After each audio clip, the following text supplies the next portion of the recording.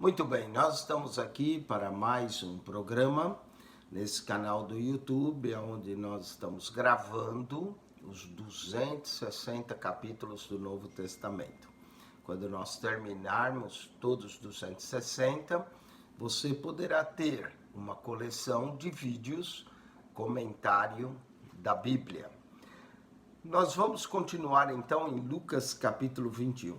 Lucas capítulo 21 começa, lembra que a última semana de Jesus, a última semana começa em Lucas capítulo 19, verso 28, com a entrada triunfal de Jesus em Jerusalém.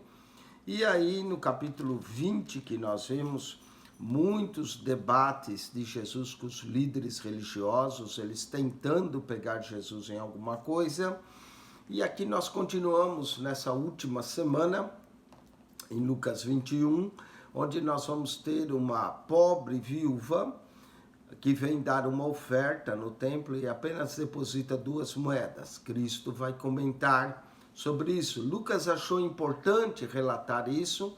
Lucas está falando da oferta, do sacrifício, e Lucas, ao relatar, ele é considerado o evangelho dos pobres, dos marginalizados. Então, Lucas menciona essa pobre viúva. Depois, ele continua falando do sermão profético.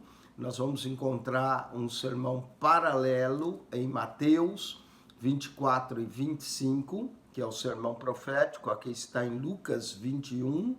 Nós podemos dividir esse sermão profético em 4 partes: o princípio das dores, a grande tribulação, a volta do Filho do Homem e, finalmente, a necessidade de vigilância.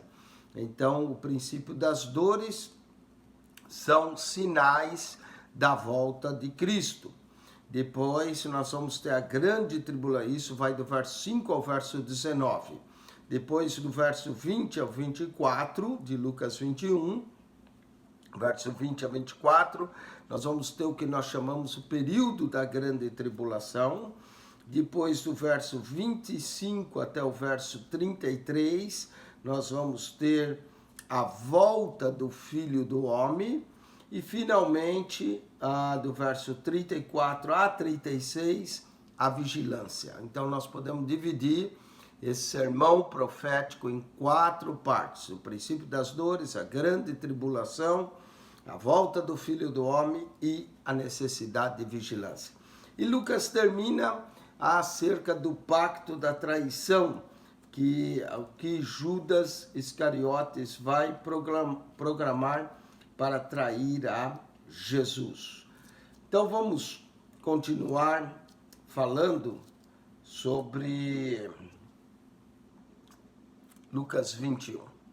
Começa assim: e olhando ele, viu os ricos lançarem as suas ofertas na arca do tesouro. Viu também uma pobre viúva lançar ali 2 pequenas moedas. E disse: em verdade vos digo, que lançou mais do que todos essa pobre viúva, porque todos aqueles deram como ofertas de Deus do que lhe sobejava, mas esta da sua pobreza deu todo o sustento que tinha. Primeira coisa interessante acerca desses 4 versos, começa no verso 1, e olhando ele. Jesus sempre olha o que nós damos. Isso mostra que Deus atenta quando nós ofertamos, mas não atenta só na quantidade da oferta. Deus atenta na qualidade da oferta, porque a quantidade não é muito importante, mas sim a qualidade do sacrifício de uma pessoa ofertar.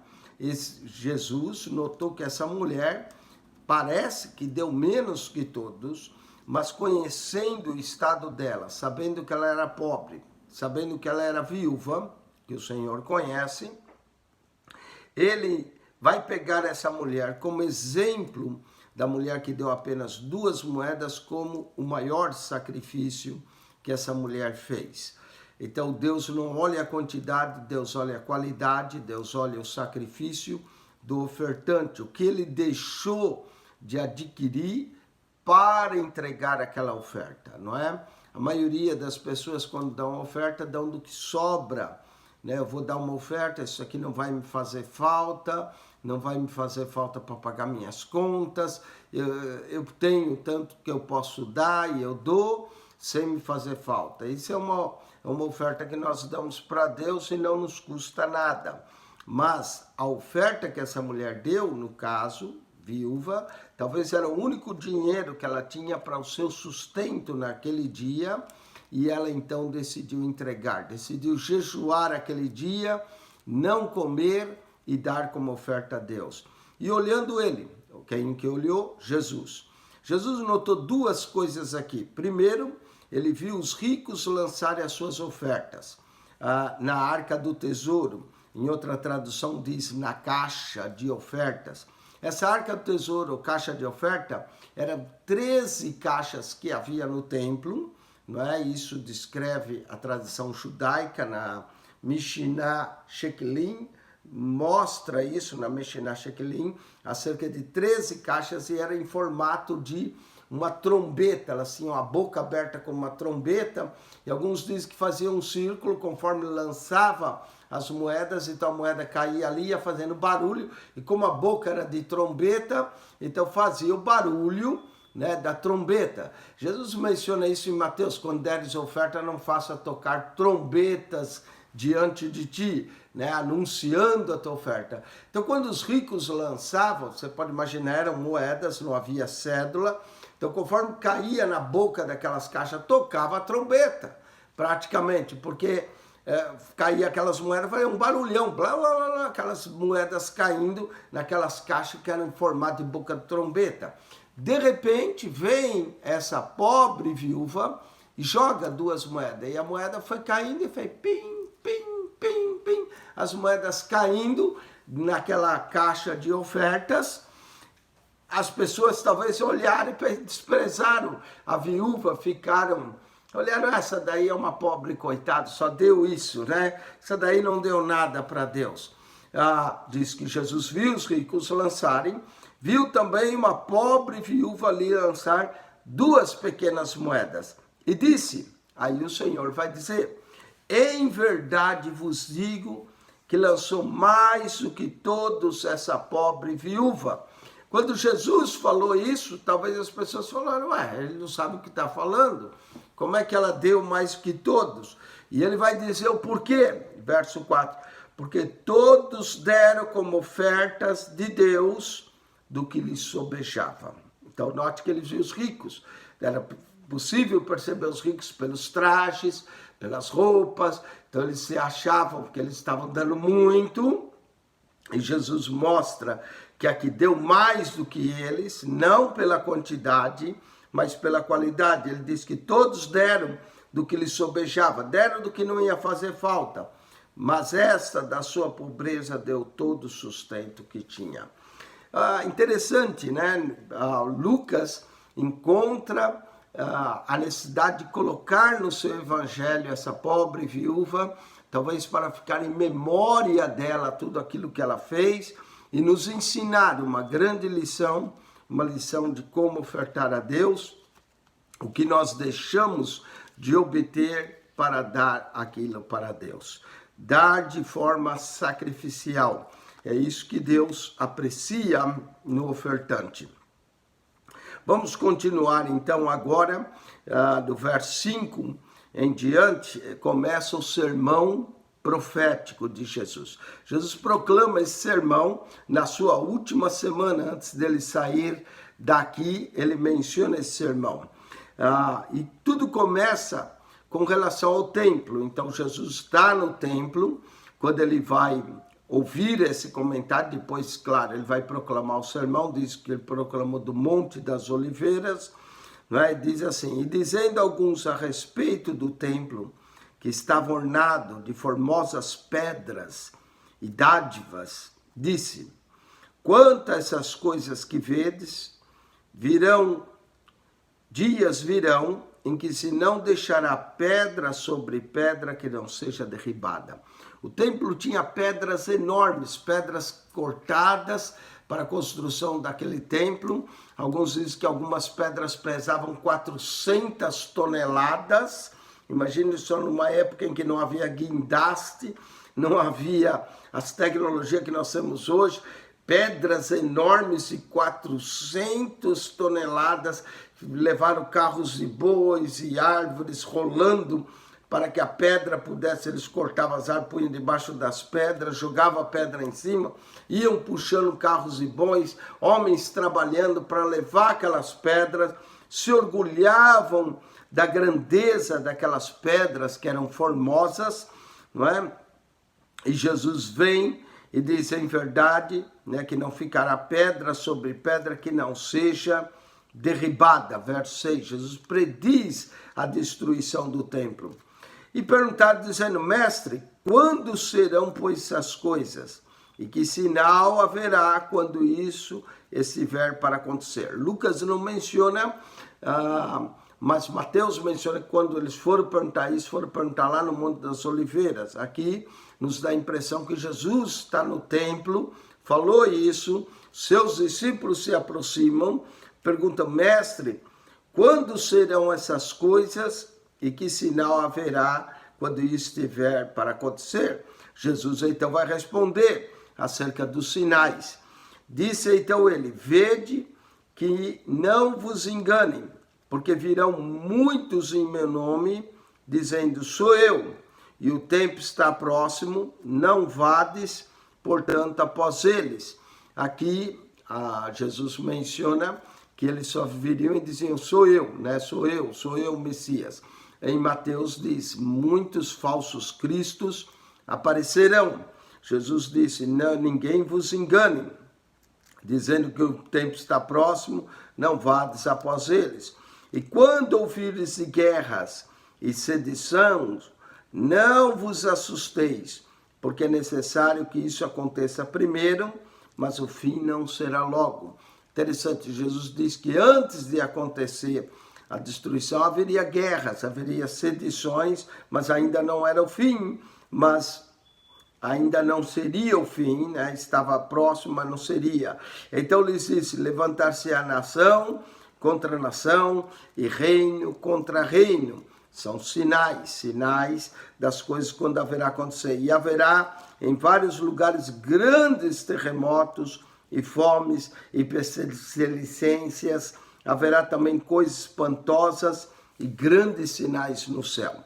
Tudo isso são sinais do princípio das dores. Jesus está dando vários sinais. Alguém pode dizer, mas sempre houve terremotos, sinais no céu. É verdade, mas conforme vai se aproximando a volta de Jesus, mais e mais nós vemos esses sinais.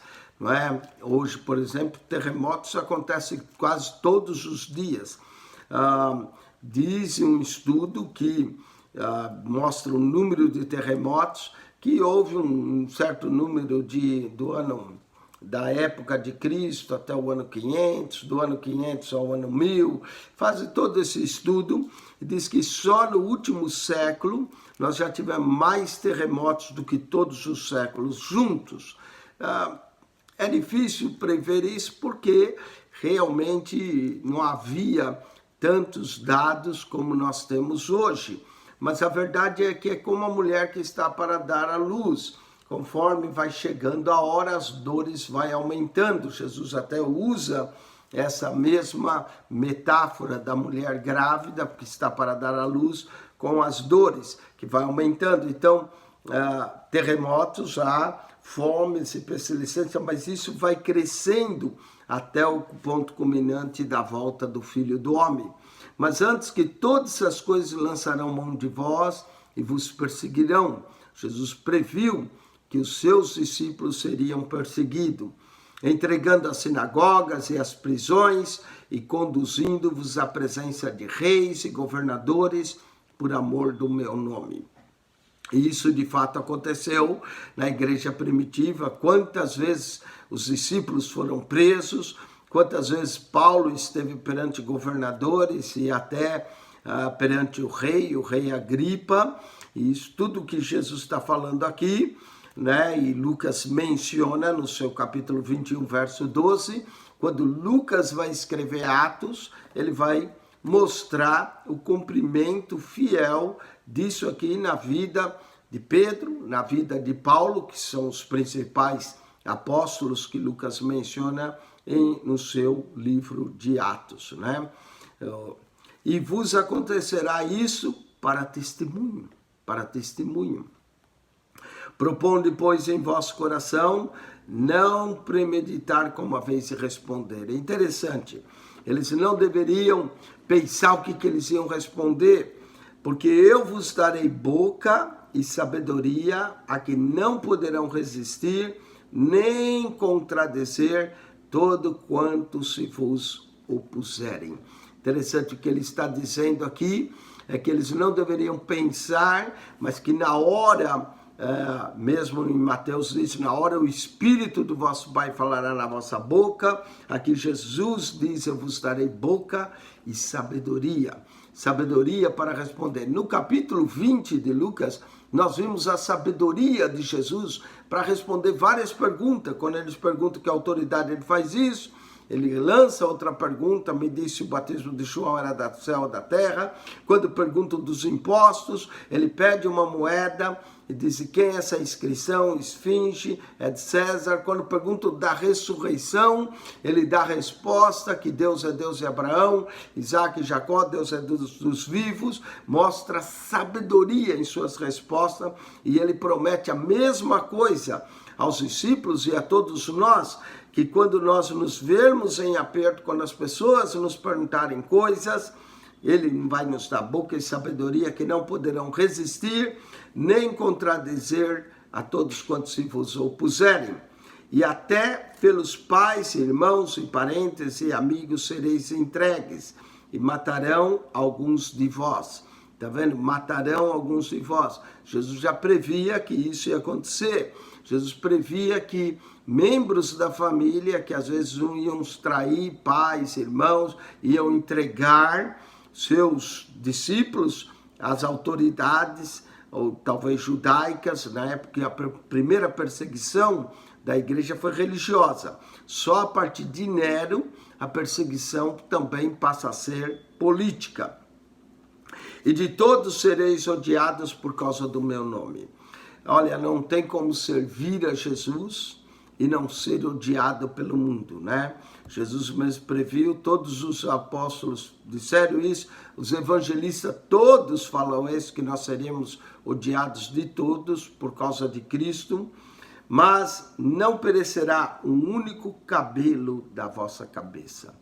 Que promessa maravilhosa, apesar da perseguição, apesar de dizer que muitos iriam até serem mortos, mas ele também promete que nenhum cabelo da nossa cabeça perecerá. Certamente perecerá aqui que ele está mencionando é a condenação eterna.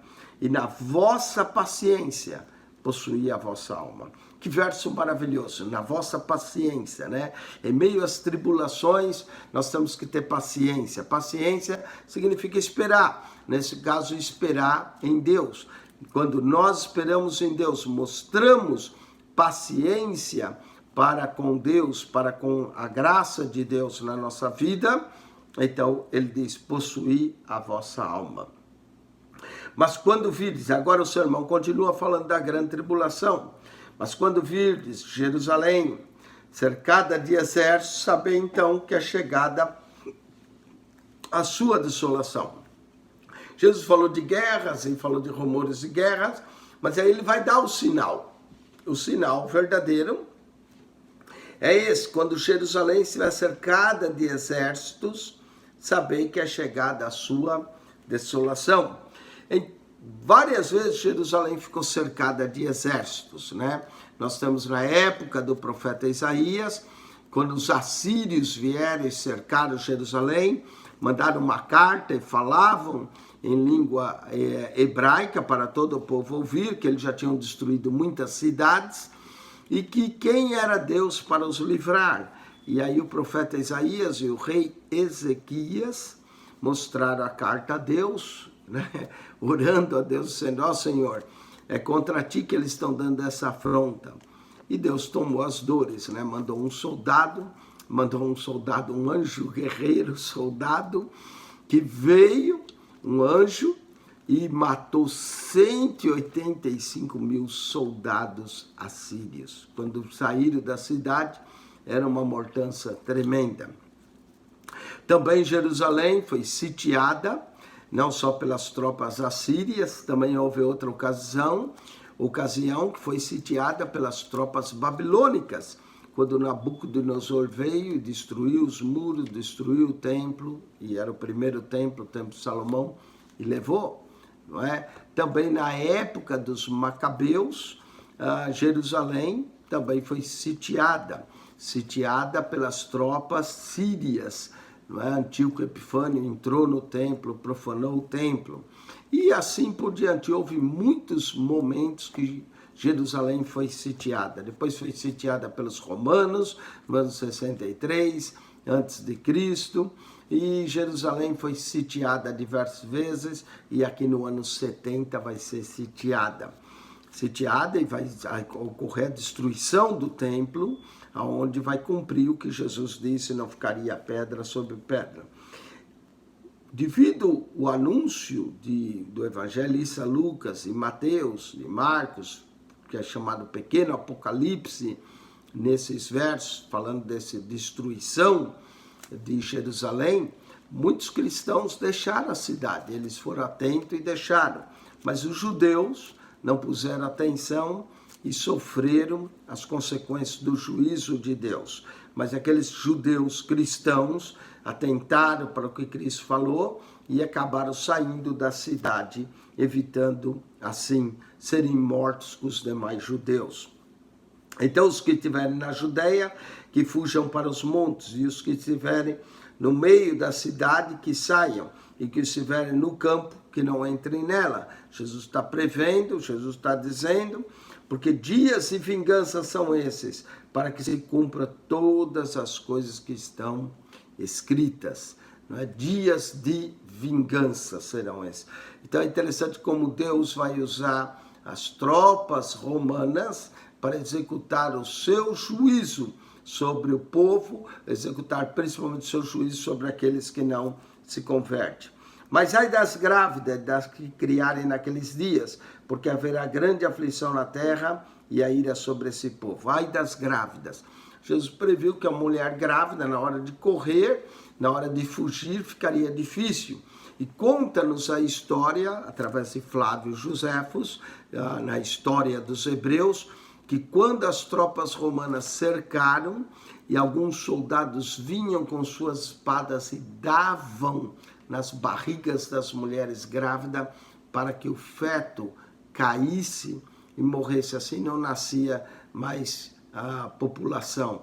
Então, principalmente as grávidas eram as prediletas, porque elas não podiam fugir, né? Não tinha como fugir, então eles vinham e davam, cortavam-lhe a barriga para que o feto caísse, morresse a criança, e com consequência a mulher também morria, não é?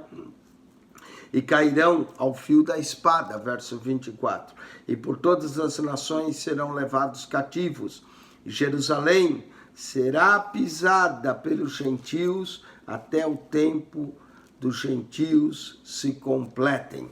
Isso é algo profético. Jesus disse que Jerusalém seria tomada pelos gentios, e foi, e até hoje Jerusalém é pisada pelos gentios. Se for a Jerusalém, só 1/4 de Jerusalém pertence aos judeus, que é justamente a parte que eles vão perto do Muro das Lamentações, que para eles é o lugar mais sagrado, que é um muro próximo ao antigo templo, o templo que foi destruído pelo general Tito, que era o segundo templo, e o templo primeiro que foi destruído pelas tropas babilônicas, não é? Até hoje Jerusalém está pisada pelos gentios, mas Jesus diz, até o que o tempo dos gentios se complete, tem a ver com o livro de Daniel. Daniel teve uma visão de uma grande estátua cuja cabeça era de ouro, que representava o Império Babilônico, depois os braços e o peitoral era de prata, que representava o Império Medo-Persa. Depois a cintura de cobre, representando assim o Império Grego. Finalmente as pernas de ferro e os dedos representando o Império Romano. E depois os dedos misturados com barro, representando talvez a política que nós temos hoje. Ferro misturado com barro. Ferro diz que é a política comunista, que é mais dura, não é um regime mais autoritário, enquanto que o barro seria um regime mais democrático, mais maleável, até que veio uma grande pedra e chocou a estátua, e se desfez a estátua. Essa grande pedra é considerada Cristo no seu retorno. Todos esses governos, impérios que apareceram, são impérios dos gentios que dominam e estão dominando até hoje. Israel, Jerusalém, por exemplo, apesar de ser decretado pela ONU, Israel é uma nação. O império que nós podemos dizer que continua mandando em Israel seria o Império Americano, não é? A grande águia. Então, continua, os judeus ainda não têm até a volta de Cristo, quando Cristo irá reinar. Será pisada pelo gentio até que o tempo do gentio se complete. Deus tem tempos, estações de tempos para cada época. Eclesiastes capítulo 3 diz que há um tempo para todo propósito debaixo do sol. Então, até que o tempo do gentio se complete. E nós sabemos que esse tempo vai chegar no final. E quando chegar, estamos falando da volta de nosso Senhor Jesus, a grande pedra que vem e choca todos os governos humanos que existem. Jesus vai continuar falando de sinais agora e falando da volta do Filho do Homem, prevista também em Daniel 7,13, o Filho do Homem que vem sobre as nuvens. Haverá sinais no sol e na lua e nas estrelas e na terra, angústias das nações e perplexidade pelo bramido do mar e das ondas. Quando acontece um terremoto no fundo do mar, levanta-se um tsunami, né? É uma grande onda. Tsunami é uma palavra japonesa, significa grande onda que vem à terra, e pelo bramido do mar e das ondas haverá perplexidade, e acontece a destruição dos homens desmaiando de terror na expectação das coisas que sobrevirão no mundo, porquanto os poderes do céu serão abalados, né? Os poderes do céu, quando ocorre uma explosão nuclear, sobe aquele grande cogumelo que dá até os poderes do céu, o sol se fecha, ninguém mais vê lua, não é? Serão todos abalados. E então, verão vir o Filho do Homem numa nuvem com poder e grande glória. Lucas 21, 27 tem a ver com Daniel 7,13. O Filho do Homem, e esse é o Evangelho do Filho do Homem, que virá numa nuvem com poder e grande glória. A volta de Cristo. Cristo há de voltar 318 vezes. O Novo Testamento prevê a volta de Cristo. E nós já estamos chegando quase em 2020 e Cristo está para voltar. Cristo está para voltar. Então verão vir o Filho do Homem numa nuvem com poder e grande glória. Ora, quando essas coisas acontecer, Jesus está falando, e o Evangelho de Lucas é o Evangelho dos acontecimentos, começarem a acontecer, olhai para cima e levantai a vossa cabeça, porque a vossa redenção está próxima. A nossa redenção está próxima. Toda a terra geme, Paulo escreveu. Toda a criação geme com dores de parto, aguardando a redenção dos filhos de Deus. Romanos 8, 19 em diante, até o verso 26, fala desse gemido da criação, aguardando a redenção. E Jesus diz, a vossa redenção está próxima. E disse uma parábola, olhai para a figueira e para todas as árvores. Verso 30, quando já começa a brotar, vós sabeis por vós mesmo, vendo as que perto estão, já o verão. A figueira. Há 3 árvores na Bíblia que aparecem como símbolo de Israel. É a oliveira, que é onde se produz a oliva, o azeite, não é? A unção, a figueira, que tem a ver com Israel, e a videira. Essas três árvores são símbolos de Israel. A oliveira, a figueira e a videira. Alguém pode dizer, mas como? Três árvores representam a mesma nação. Sim, a oliveira, a figueira e a videira, todos são representação de Israel. Como são as três? Muito bem. Uma delas representa o Israel político, a outra delas representa o Israel espiritual e a outra representa o Israel dispensacional do seu tempo. Então nós temos as três árvores que representam então a vida de Israel. Em Oséias capítulo 14, verso 5, Israel também é representado como um lírio, que é uma flor do campo, né? O lírio. A oliveira é uma das árvores mais impressionantes da terra. Ela produz o azeite, ela produz alimento. Através do azeite existe também a cura. E é um símbolo de uma vida determinada. Salmo 1 diz que aquele que medita na lei do Senhor dia e noite será como oliveira plantada junto a ribeiros de água, como árvore de oliveira plantada. Paulo declara que a oliveira representa Israel. Em Romanos, capítulo 9, verso 11, Paulo menciona Israel. Jesus referiu-se à figueira também como símbolo de Israel, aqui em Lucas 21, 29. E a videira também é um símbolo de Israel em Isaías capítulo 5, João capítulo 15, quando Jesus diz, eu sou a videira verdadeira, né? O novo Israel, as árvores que estão plantadas, os galhos que devem dar frutos, não é? Então nós temos videira, nós temos a figueira e a oliveira. Aqui Jesus usa a expressão da figueira. Jesus fala de saber que quando está brotando, fazendo uma comparação, não é? Um tipo de uma mini parábola comparando acerca dos ramos que está perto do verão, normalmente na primavera começa a aparecer, brotar as folhas. Eu tenho uma figueira em casa, durante a primavera ela vai aparecendo as folhas, durante o outono as folhas vão secando, caem, e no inverno a minha figueira fica praticamente só os galhos, não é? Mas quando vai chegando a primavera, começa a aparecer as folhas, e quando chega o verão, chega o fruto, né, os figos, para a gente poder se alimentar deles. Então, Jesus está usando uma pequena parábola comparando Israel e saber que está próximo. Muita gente diz que quando Israel voltou a ser nação, em maio de 1948, era a figueira brotando. Se a formação de Israel como nação em 48 se completou, nós já estamos aí com 71 anos depois da formação de Israel. Nós sabemos que está próximo, não é? Ele fala de uma geração bíblica é 70 anos.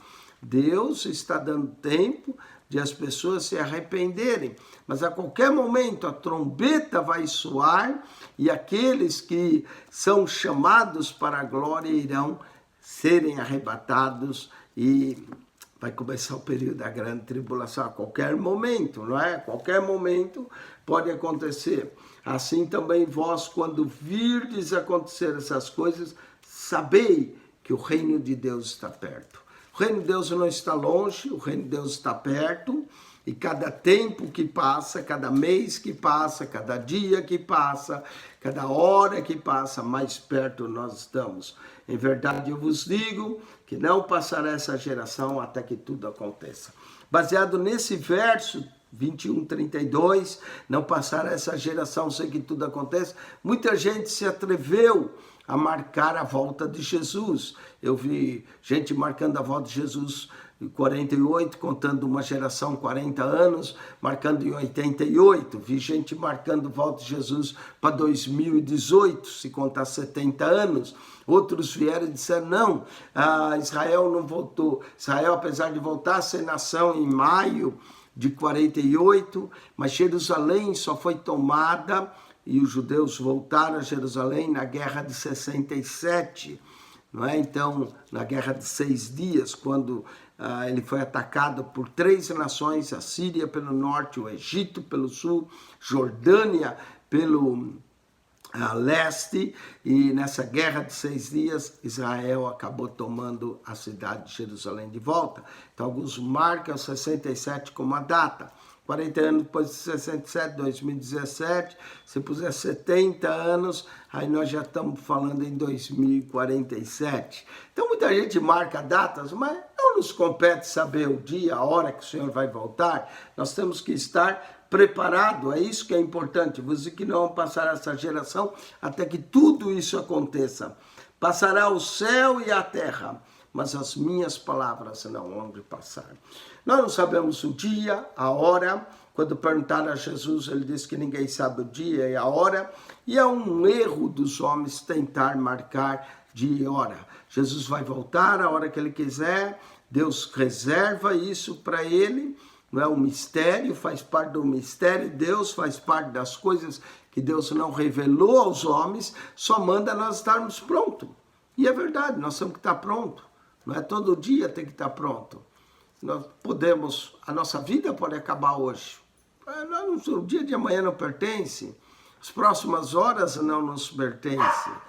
Tudo pode acontecer e aí temos que estar preparados.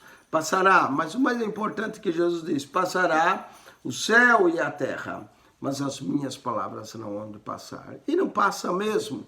Continua atual, é essa atualidade da palavra de Deus. A palavra de Deus falou lá no passado e continua falando hoje. Jesus proferiu esse sermão lá na última semana antes dele ser crucificado, mas ela continua falando conosco hoje. Jerusalém foi sitiada, o templo caiu, não é? Mas a palavra de Deus continua falando conosco hoje. Então se cumpre e torna-se cumprir, torna-se cumprir. Passa-se os céus e a terra, mas sua palavra continua atual. Por isso você deve ler a Bíblia, você deve estudar a Bíblia, você deve examinar as Escrituras, você deve colocar sua fé em Cristo Jesus, que a palavra de Deus continua atual. Veja a necessidade de vigilância, 21:34. E olhai por vós. Nós é que temos que olhar por nós, para que não aconteça que o vosso coração se carregue de glutonaria, de embriaguez e dos cuidados da vida, e venha sobre vós improviso aquele dia. Olha, a maioria das pessoas, e é claro, todos nós gostamos de uma boa comida, gostamos de uma festa, gostamos de estar atento às coisas. Tem gente que vive, na verdade muita gente vive de comida a comida, né? Sai para trabalhar, qual é a hora do almoço? Aí almoça, qual vai ser a hora da janta? Olha, cuidado para que o vosso coração não se carregue de glutonaria, de embriaguez, não é? Hoje até crentes estão se embriagando, que Deus tenha misericórdia, de embriaguez e dos cuidados da vida, e venha sobre vós de improviso aquele dia. Que esse dia não nos pegue desapercebido. Que esse dia não nos pegue festejando e nós totalmente desapercebido para a volta do Cordeiro, do Filho do Homem, no caso do Evangelho de Lucas.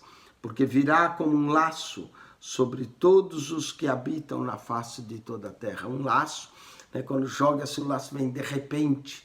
Virá como um laço sobre todos aqueles que habitam. Alguns até enxergam esse laço que vai recolher o povo como o arrebatamento da igreja. Virá como um laço. E veja que 2 vezes ele fala da vigilância. Verso 34, e olhai. Verso 36, vigiai, pois, em todo o tempo, orando para que não sejais havidos, para que sejais havidos por dignos de evitar todas essas coisas que hão de acontecer e de estar em pé diante do Filho do Homem. A ideia de estar em pé, tem 2 ideias aqui, uma de estar firme e daqueles que já partiram estar em pé, que irão ressuscitar diante do Filho do Homem. Então tem a ideia da ressurreição, porque morto não fica em pé, morto fica deitado, não é? Então tem a ideia da ressurreição e tem a ideia daqueles que estiverem aqui ainda estarem firmes, não é? O contrário de estar em pé, está deitado.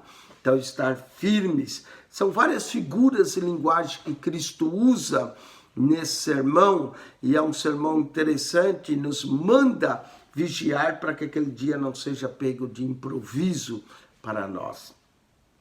E agora no verso 37, 38 é a preparação para a traição que vai acontecer de Jesus por Judas Iscariotes. Eu vou ler o verso 37, 38 para completar o capítulo 21, mas quando eu voltar no capítulo 22, eu falo mais sobre o verso 37, 38. E de dia ensinava no templo, e à noite, saindo, ficava no monte chamado das Oliveiras. Naquela última semana, Jesus se retirava. Alguns dizem que ele se retirava para a casa de Lázaro, Betânia, que fica no topo, logo depois do Monte das Oliveiras, né? Então, de dia, Jesus, na última semana, ensinava no templo. Todas essas coisas que nós ouvimos, todas essas coisas que ele está ensinando, acontecia no templo. E saindo, ficava à noite no monte chamado das Oliveiras. Olha a oliveira aqui aparecendo de novo. Havia um monte cheio de oliveiras, né? Da onde também vai estar o jardim do Getsemane. Getsemane quer dizer oliveira prensada, que é onde Jesus também vai ser prensado. Nós vamos ver no momento da aflição, no capítulo 22 de Lucas, né?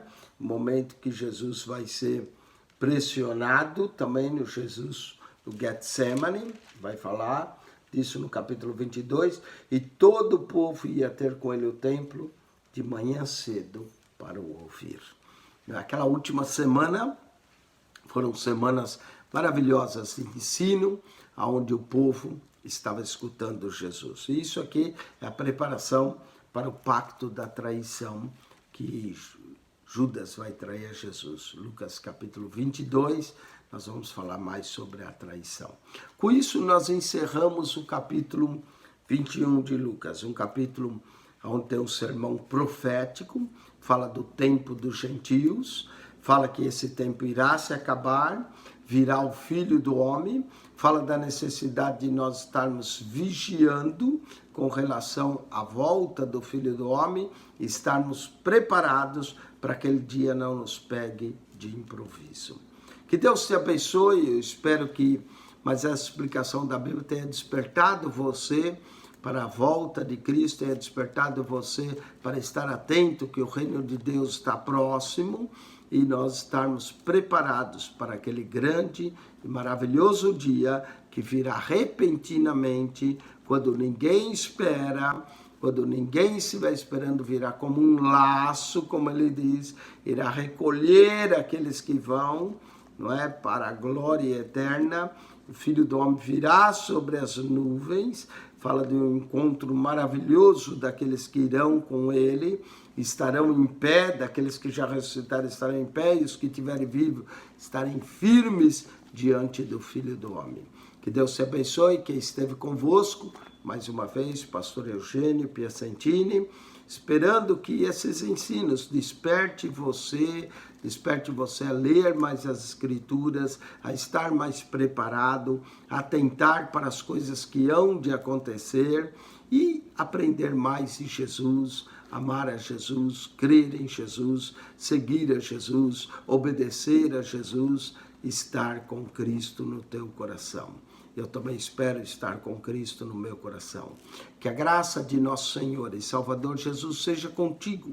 O amor de Deus, nosso Pai, e a rica e doce consolação do Espírito Santo de Deus, que ilumine a tua mente, que te dê graça, que esteja com você, que você alcance a salvação e que eu também possa alcançar essa salvação em Cristo Jesus, nosso Senhor e Salvador. Os evangelhos são ricos, os evangelhos nos previnem, os evangelhos nos mostram o caminho.